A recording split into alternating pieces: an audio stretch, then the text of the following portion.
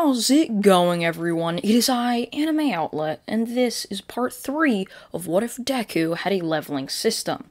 And now, before we begin, I would like to ask you all to please consider subscribing, as it really helps this channel out, and you can even be notified when other parts of this series do end up coming out. And now, let's begin. All of a sudden, a smashing fist would come right through the doors of the USJ, as there stood All Might, the #1 hero, shining in all of its glory. However, he wasn't smiling like he always was. He was frowning for one of the only times he would do this, because he knew his own students were in trouble. All Might would jump down, swooping in, grabbing Todoroki, Bakugo, and Izuku, hauling them away from the Nomu. As the Nomu would screech, not being satisfied with not being able to kill the 3 students. As the Nomu would then rush on towards All Might before punching All Might across the USJ. Shigaraki would look on at All Might before smirking. "Oh, I knew you couldn't resist showing up, All Might," he would say, yelling it across the USJ, making sure that All Might heard him. As All Might would jump across the USJ before punching the Nomu right up above him, as it would go right through the ceiling of the USJ, as glass would start fluttering down, hitting All Might, as it then smashed against the ground. As the Nomu would become flying down, it would land, sending smoke flying upwards like just a huge cloud of dirt. As the Nomu would be seen standing there completely fine, however, it had already been weakened, as a lot of its energy had been used up healing from the injuries Izuku had given him, along with All Might. Now, so All Might would wind back his fist once more, punching it right across the face, sending it flying across the USJ like it just had done to him. However, before it could land, All Might would appear right beneath him before punching him right into the air, making his trajectory, I don't know how to say it, diagonal, causing him to fly right through the side of the USJ, sending him flying into the forest behind, causing the Nomu just to be completely knocked out and not have any orders, so it would just remain sitting there knocked out, and when it would wake up, it wouldn't remember any of its orders. So we now see All Might standing there with his fist smoking. He would look on with a glare on towards Shigaraki. Glaring at him, he would jump towards Shigaraki, as Kurogiri would try to create a portal but wasn't fast enough, as Shigaraki's face would be grabbed by All Might before smashing it into the ruins of the fountain. "Damn it, Shigaraki! Why do you keep coming here?" All Might would say. Shigaraki would only glare more on towards him. You got expelled from this school, so you shouldn't even be here," he would be saying. "I can't believe a UA student actually fell so low to defect to the villain's side." Might would continue on, as Shigaraki would only be staring on, as All Might would then continue on an onslaught of punches, as the weak Izuku would faintly be able to open up his eyelids, as he would end up seeing All Might just completely smashing in Shigaraki's entire body, as blood just made Shigaraki's body completely coated in it. It was completely red from his own blood, as Izuku would just barely be able to stand up. His blood would flow down, crossing one of his eyes, as he would barely be able to wobbly look on towards All Might before just yelling out for All Might to stop. All Might would stop for only a quick second, looking on towards Izuku before telling Izuku that he should have no sympathy for a villain that almost killed him, punching Shigaraki right into the stomach. As Izuku would stare on at All Might, he would once again yell for All Might to stop, and it's just brutal. There's no reason for him to continue on doing something like this. As Shigaraki would finally manage to get away from All Might, as he would end up holding his head in sheer pain before yelling out that all he wanted to do was become a hero. "But you, along with this dreaded school, turned me into a villain." All Might would yell that he couldn't control his actions and that he became a villain himself.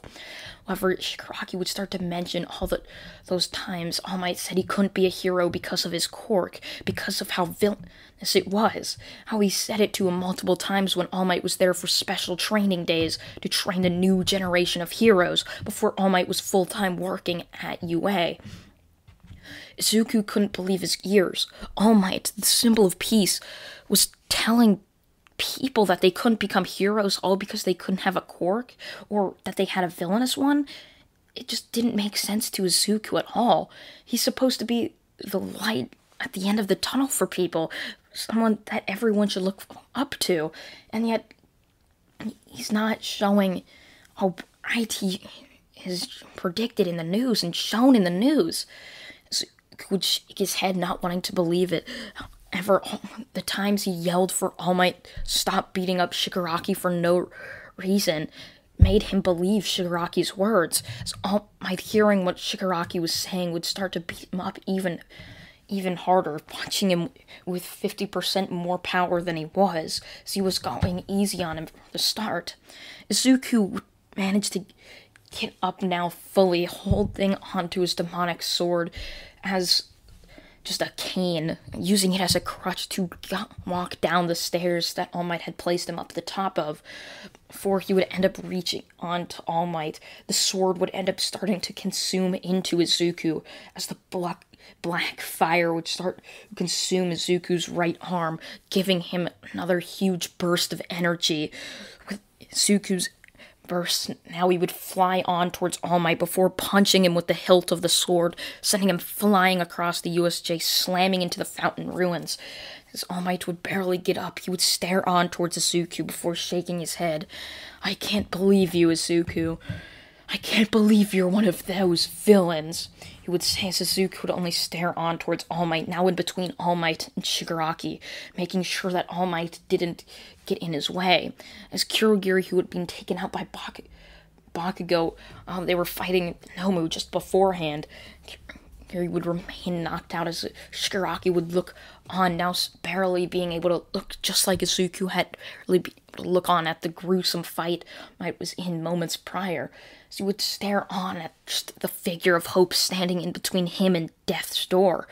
As Izuku standing there, All Might would rush in before giving a 100% full power punch right to Izuku. However, he would block it with the blades of the sword. As Izuku would stare on towards All Might before shaking his head, much like All Might had just done towards Izuku. "I've lost all my respect for you, All Might. I thought you were the symbol of hope and peace. But in reality, you're just a cruel, brutal shell of someone you once were.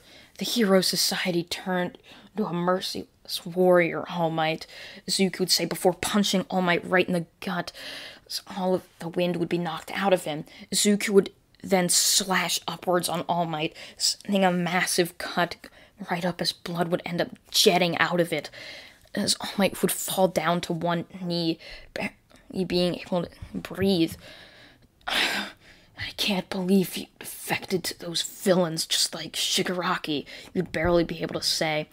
As Izuku would end up grabbing the sword once again, putting it to All Might's shoulder. However, All Might would be knocked out, falling down completely unconscious, poofing back into Skeleton Might. As Izuku ends up putting away his demonic sword and then healing All Might's injuries. However, Izuku would end up collapsing right after that, as everyone would just be in complete shock. All Might, their hero teacher, had just mercilessly beaten up a villain, almost leading him to death. They were taught not to kill villains, and yes, he didn't kill him, but it sure looked like he was about to. Everyone just didn't know what to think. Some agreed with All Might's actions and hated Izuku for what he did, attacking their hero teacher, attacking the #1 hero.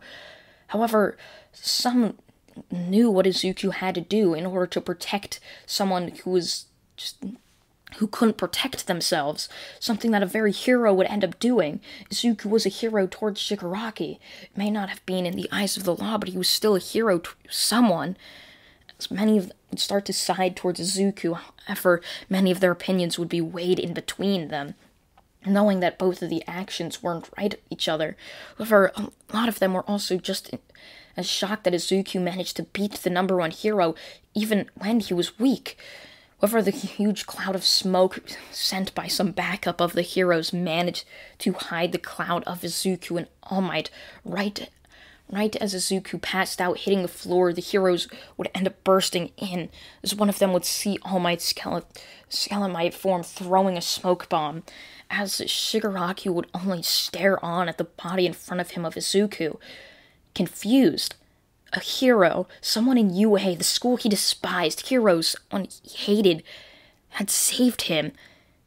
It just didn't make any sense to him. He just didn't understand why. Why would a hero save a villain? Shigaraki would shake his head before Kurogiri would wake up quite quickly after the heroes arrived, creating a portal beneath him and Shigaraki, now back at the villain's base. Izuku would wake up sitting in a hospital bed, breathing heavy, as he had been knocked out for two whole weeks. His arm had now gone back to only his hand was completely black, with the black flame markings right around his wrist. As Recovery Girl would see that he had awoken, walking over towards him before checking out his right hand. "I'm not quite sure what this is.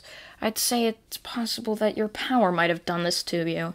But I would say this is scarring, and you're not going to be able to get rid of it. So, I'm sorry about that. I couldn't manage to just get rid of your hand for you. Anyway, Nezu wants to speak with you," she would say, before asking if Izuku was okay to walk. He would nod his head before getting up out of his hospital bed, walking over towards Nezu's office. As he would end up sitting down, Nezu would stare on towards Izuku. "All Might has told me some things about you. However, when I asked some of your fellow classmates, they didn't much agree with him, saying that nothing he said happened. Do you think something could have actually happened that caused the memories to shift a little bit?" Nezu would say, as Izuku would just nod his head, knowing that if he didn't want to go to prison or get expelled from UA for attacking their number one hero that was uncalled for, he knew he had to agree with the vast majority that said he was innocent. So Izuku nodded his head. "Yeah, I overheard some villains talking about how they had a memory shifting quirk. I think they might have done that to All Might. I don't know, though. I think one of them also had a brainwashing quirk, but that might just be me. Who knows?" Nezu would nod his head in understanding before thinking for a little bit. Izuku would be led home, saying that he now has 2 weeks before the UA Sports Festival is set to begin. Izuku would walk into his room, sitting down to check what his level had become while he was asleep. And since he wasn't awake or conscious, his daily quest would actually end up being paused, so he didn't get punished for it. So with that, now see Izuku there, as he had seen that his level had somehow managed to jump up an entire 20 levels. He had seen right before anything that whenever his arm went black, just barely his screen flickered right in front of him while he was fighting the Nomu, that his level had jumped up 5 levels out of nowhere. So his fight with All Might must have given him 15 levels, as Izuku was now just around level 80 or 82. As Izuku would be just thinking about the huge power boost he got, he would upgrade his agility and his defensive stat, as he knew that he was going to face much harder opponents than the Nomu in times coming. So he was going to have to get just better defense, and he would also upgrade using around 1/4 of it on his strength. He was already quite smart, so he didn't bother upgrading that at all. So he had used 1/4 or around 5 just tokens to level up his strength, and the other 15, so around 7 and 8, one of them on his defense and agility. So with this huge power boost by Izuku, he would walk into school after 2 weeks with quite the confidence boost as well. Sure, he was already confident, but now after defeating the number one hero too, when he was already weak. However, after doing that, he was quite scared of something. His sword, the demonic one at that, it scared him. And something just told him that he shouldn't use it at all. After that, Izuku would look down at his scarred hand after using it, just knowing that something about it just wasn't right, and that it was quite a strange item too that he had somehow managed to get, by chance too. So with that, Izuku walking in, he would end up hearing that today was the UA Sports Festival. He would have ended up forgetting about it, just in all of just the thinking and leveling up with his daily quest and other types of quests. So with him there, he would be told and follow the rest of his class as they would get onto a bus traveling to the Sports Festival Coliseum. As Izuku and the rest of his class would get changed in the locker rooms before finding themselves in the waiting room, as all of a sudden Midnight would announce that they may now come out and just fight in the arena. And that's basically what they were going to be doing, but they may now come out and do it and just have the crowd cheer, and she'll explain everything and this and that. So with that, they would all come out to the arena where Midnight would explain what the first event was going to be. As sort of a warm-up round, it was going to be the entirety of all the other classes, including Class 1B, up against Class 1A, the class that had gotten the most hero training out of all of them. Many of the general courses were told that if they back out, they wouldn't be able to participate in the sports festival in the normal events, so they would decide that, fine, I guess we'll participate and probably get our butts kicked in the process. So with that, we now see a massive arena of grass be made after the podium was destroyed, as the just warm-up match would end up beginning.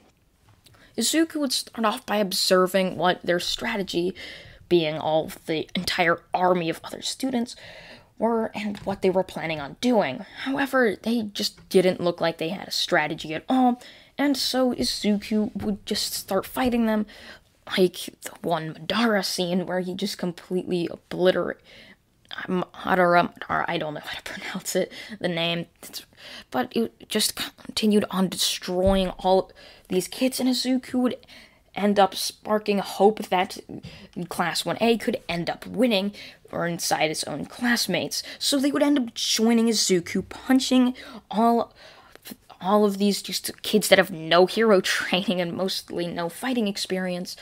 And with the help of Izuku, Bakugo, and Todoroki, they would end up winning. However, they were told around halfway through that they shouldn't really be going insanely hard. Remember, this is mostly just a warm-up round. So at the end of it, you had maybe 10 or 20 kids have to drop out because of them being brutally just smashed in by Bakugo, Izuku, or Todoroki, and some of the other UA students. However, everyone else seemed to be fine. So 5 minutes after that, the first event would begin, which was a race. Izuku would be seated right around the front of the race line. However, he would be moved back by one of the volunteers, saying that he had basically been the most helpful them in the warm-up round, and they used that to tell where they should place all of the students in line in the race. So with Izuku in the very back, the race would begin with the doors opening up as all of the students would rush out. Izuku would be one of them, however, he'd be in the very back. So using his intelligence, he would know that he should probably wait until the zero-pointers are defeated by Bakugo or Todoroki, who he saw just happened to made their way to the front. However, Izuku would not do this, running up ahead, finally catching up to the two of his classmates that were his biggest competition. Izuku would end up seeing them easily just defeat the zero-pointer or just freeze the zero-pointer and the rest of the army of robots. So Izuku would go over to the side where Todoroki had frozen it, getting out his angelic sword, smashing it right into the ice, and using both his demonic sword and angelic sword, basically just as normal swords. However, he would use them as climbers, allowing him to climb up the ice, digging them into the ice, as he would make it up above the 0 pointer before jumping down and seeing that they were not far ahead of him. He would end up propelling himself forward, landing on one of the island rocks before hopping easily, passing them both.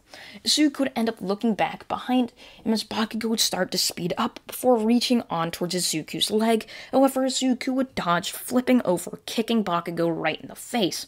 As Bakugo would be holding his face in anger, Izuku would easily make it through as first place after easily crossing the finish line and crossing the minefield. Using his intelligence, he was easily able to map where all of the mines were placed due to others' footprints, along with just huge mounds of dirt sitting right on top of normal dirt, and that looked like if they were dug up or not. So with Izuku in first, Bakugo would come in second, and Todoroki in third, as many of their other classmates would end up passing as well.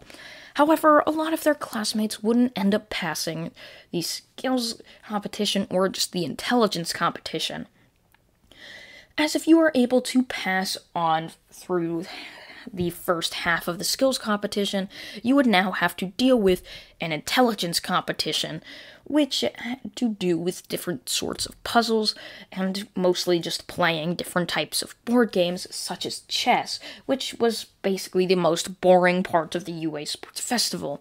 So, since 60 kids passed through the race, they would then have the intelligence competition right after that, and which would skim down some of the students, as they should see who the smartest and strongest hero is by thinning out some of the students that don't really understand challenge-based games or puzzle-type games.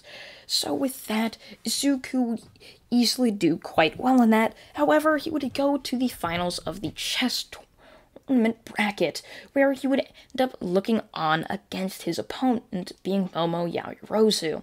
Izuku would try to beat her, however, he would barely end up losing to her, as she was the one who rivaled his intelligence the most. However, that didn't say there was other kids that were insanely strong besides him and her there, as Izuku had nearly won almost all of his matches, going up against some of the hardest kids that all of the general courses just happened to know of. So with that, the cavalry battle can now begin, with 20 or so kids being thinned out of the competition. So with that, the cavalry battle begins, as Izuku would be told he is at 10 million points, not only for winning the race, but also getting second place in the chess competition. Izuku would also hear that Momo had 5 million points, and everyone else had just under 5,000 points, all the way down to 0 or 1 point. Izuku would walk up to Momo before saying that they should possibly team up, and that could possibly be useful. Momo would think about it before telling Izuku that if they were to team up, it'd be one less target for all of the people to just target for the highest points.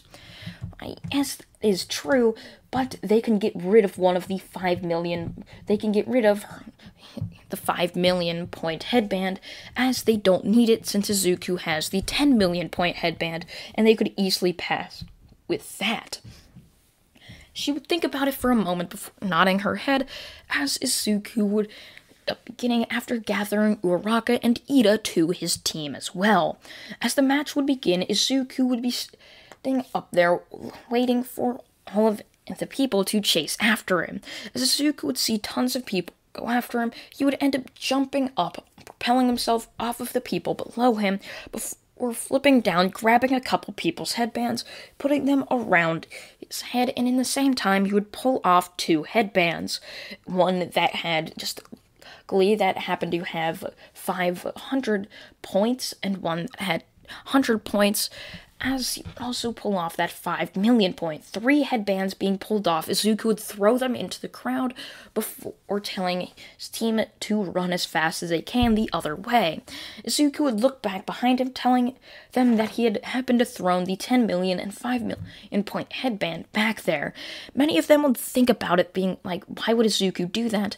However, just the chance at 10 million points, or 5 million at that too, was enough for them them all to go after them, targeting anyone that had managed to pick up the headband. And in the confusion, no one happened to look at it, so as one person would grab it, another person would, as it just so happened to be on Izuku's side that everyone was looking at it the wrong way, and so they never had enough time to flip it over and look at how many points they just so had. And so when 30 minutes would end up passing, as Izuku and his team would end up being told that they were now the first place, and at the team in second happened to be Bakugo's team with a cool 5 million, as they were the ones that came out on top with the 5 million point headband. So with that, the 1v1 tournament would end up beginning with Izuku's first match up against a mysterious Satoshi Shinso, someone that no one else knew in the 1v1 tournament, and that's because he was in one of the general courses, hoping to move up into just the hero course too. So, then Izuku would be staring at Shinso as the match would begin. Shinso would start babbling on about different types of things, insulting Izuku's classmates and this and that. However, Izuku would start to think, using his intelligence, that something just didn't seem right about him. It just doesn't seem right. His talking just seems off, like he's trying to get me to talk. As Izuku would be thinking this, he would all of a sudden get the realization that Shinso has some sort of brainwashing quirk. Izuku would rush on towards Shinso, not speaking at all, before punching him right in the gut, sending him back a couple of feet. He would get into a stance as Izuku would dodge both of Shinso's punches, as Izuku would then go for a left hook, smashing it into the side of Shinso's face.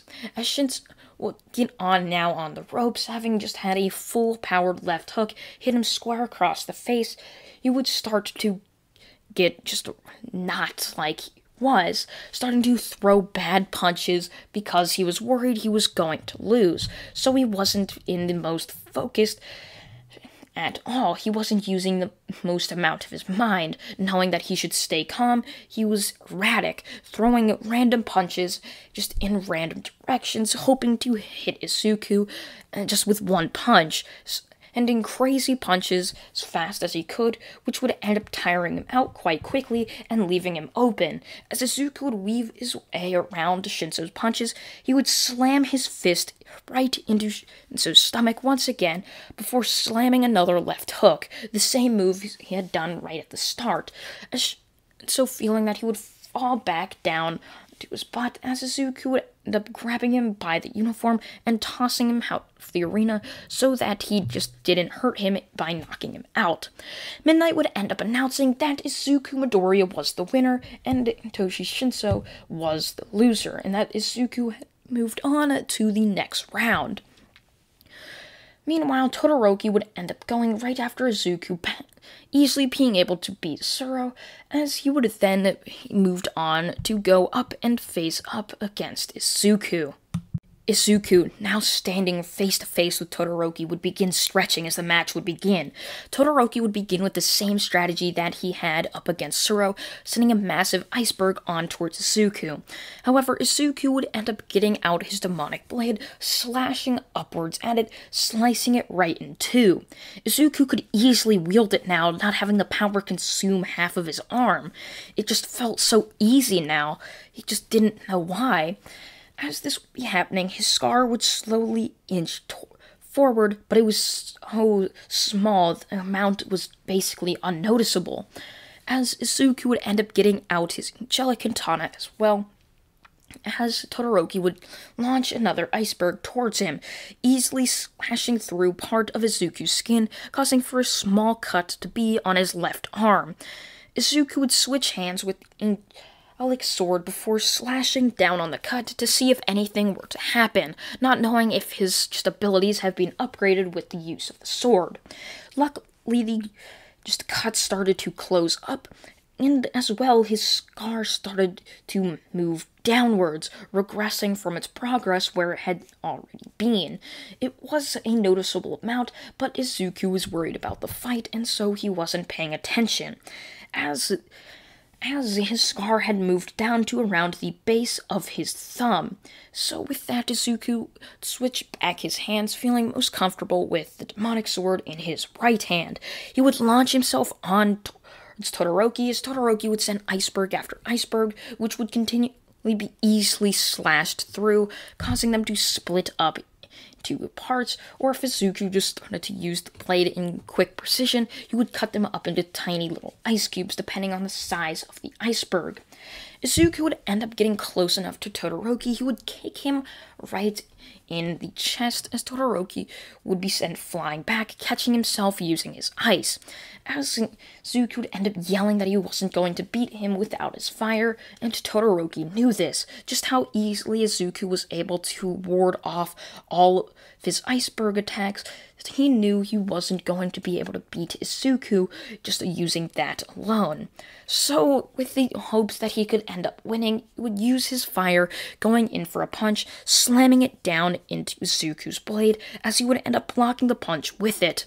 As the power would be colliding, Todoroki, the immense power, would try to pull back his fist, however Izuku would continue on edging his demonic sword forward. So Todoroki would jump back with a huge wave of power would rush over Todoroki, sending him flying backwards, smashing into his ice, as Izuku would rush forward, hitting him with his fist before elbowing him right in the face, sending him backwards, and he would end up getting a ring-out victory. As Izuku be standing there, Midnight would give Izuku the ring-out victory as Todoroki would be looking on towards his fireside hand. He had used his fire for nothing. He at least wanted to win if he was going to use it. However, he didn't win. Izuku would hit both of his blades away before offering a hand towards Todoroki. As he would end up pulling Todoroki up, he would thank him before walking off, as Izuku would be announced was in the semi-finals up against Tenya Ida. That match went way easier than his match against Todoroki, as Ida would end up going in for a kick on Izuku, as Izuku was able to block it with his forearm before sending Ida back with no balance. Izuku would grab his neck after Ida had fallen down to the ground, as Izuku would drop him off in the grass, causing Ida to have just a ring-out loss. And with Izuku now in the finals, he would be staring face to face with basically his biggest rival, being Bakugo Katsuki. As Bakugo would stare on towards Izuku, the match would end up beginning, as Bakugo would launch himself towards Izuku, much like Ida had. However, he would send explosions to alter his direction, making his direction erratic and that Izuku couldn't predict it. As Bakugo would end up gripping the ground, running around before exploding off in a different direction. His entire movements just seemed like a complete animal. It was completely unpredictable, and Izuku would only stand there in his stance. However, all of a sudden, would end up having the urge to take out his demonic sword, knowing something was about to happen. As Izuku would slam the sword down onto the ground, the demonic essence of it would end up just draining down into the ground. As all of a sudden, Izuku would take out the sword once again, as a spike would end up jetting right out of the ground, right where Bakugo was. As he would slam into it, he would try to explode it, just destroying it with an explosion. However, it would remain still, not even having a scratch or just a damage mark on it. As he would look on, just confused, as that was one of his most powerful explosions, Izuku would come out from the other side of the spike before slamming his sword into the side of Bakugo with the dull side of it. As Bakugo would go flying, his head would hit the side of the spike before another spike would come protruding right out of the other one, slamming right into Bakugo's hand, going right through it. As Bakugo would try to get off, the spike would start to spread throughout Bakugo's hand, keeping him there as he just couldn't move. He would try to move even further, however, Izuku would end up punching Bakugo again and again until he would end up being knocked out after around the 5th punch right to the face. As Izuku would put the demonic sword away, the spike would slowly start to disappear before easily jetting right back up, stronger than ever. Izuku would look on just in complete shock and confusion. How was it still here? He had put this sword away. Izuku would get out the angelic sword before slashing right through the spike, so the spike would end up disappearing after that, having been slashed by the sword. Izuku would look on towards the unconscious Bakugo's hand, where a hole was. He would slash the hand with the sword, causing Bakugo's hand to end up being healed. Izuku would be announced that he was the winner, as we now see Izuku standing up on a podium, that he was the winner of the UA Sports Festival, getting a gold medal, as Bakugo, who had awoken moments prior, would be given a silver medal, and Tenya Ito would be given the third place medal. So with that, we now see Izuku walking back to class after being dropped off by the bus with the rest of his classmates. Izuku would be seated in his seat as all of the sudden Nezu would walk into the room as all of the classmates were sitting there, as Nezu would hand Aizawa just a massive stack of papers. Aizawa would look through the names before passing out all of the papers towards Izuku, as now Izuku was staring on just towards his huge list of papers. He was honestly quite confused on who he should choose, knowing that this was the internships that he was going to have to choose if he wanted to continue on his heroing. It was a required thing for him to do. Oh, he looked throughout the list and would just think, the hell, Endeavor's agency is pretty much the biggest agency on here. Guess I'll choose that one. Izuku would say, checking it off before handing it in. Izuku hadn't gotten much just internship requests.